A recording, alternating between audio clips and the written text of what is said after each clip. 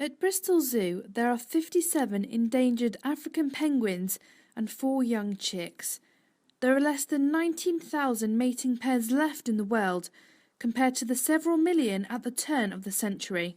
Yeah, I think they are definitely endangered. The numbers are still low, and I think a lot of the research is indicating that they are still going down. So there is definitely more work that needs to be done. The next step is actually to try and establish colonies closer to the new fish stocks. Unfortunately, penguins always seem to go back to where they were bred. They always go back to the same place. So it's no point letting penguins go on a new island because they're not going to stay there to breed. So it's kind of working out when they get that, where they learn where their nest sites should be, and how we can kind of get them to stay in these new areas. You may have all seen this year's John Lewis Christmas advert with Monty the Antarctic penguin, but behind the tale of friendship and love, the real message is in fact the drastic decline of penguin species in the world. Penguins are always popular, but anything that raises the awareness for penguins is always a good thing. The penguins we have here are African penguins, so a different species than the one in the advert, but they're actually one of the most endangered. So, if people come to the zoo, see our penguins because of that advert, then it's always a good thing. In addition to the Adelie Antarctic penguins, the African penguin has seen the global population dive from 70% in the last decade. Our group do really well, so we've got 6 chicks already this breeding season, but in the wild they're really doing badly. It's really hard for them to get back up from that.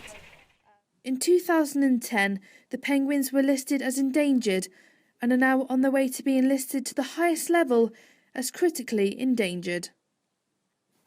One of the major problems they have is actually a lack of food. They eat fish in the wild, we feed our fish as well, but also we as people eat fish as well, and we're actually taking too much fish from the ocean. And where African penguins probably have it the worst because it's a very populated area, there's a lot of fishing going on there, and there's just too much going on. But the other problem is actually climate change, which most people don't seem to associate with South Africa, but it isn't in terms of the weather, it's actually the cold water currents that are being affected. So the fish that the penguins eat live in very cold water, and there is a cold water current going past South Africa, and that's actually shifted, so it's further away from their nest sites. Since 2006, Bristol Zoological Society has been working with the South African Foundation for the Conservation of Coastal Birds to help hand-rear abandoned chicks and offer rehabilitation.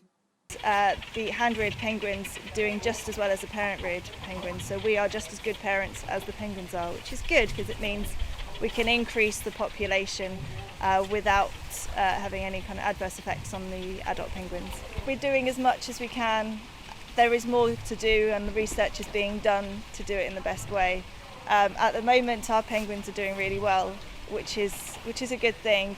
Our penguins may not go back into the wild, but in the future, this is a backup almost population for the wild species. I'm Rachel Clark at Bristol Zoo for Made in Bristol TV.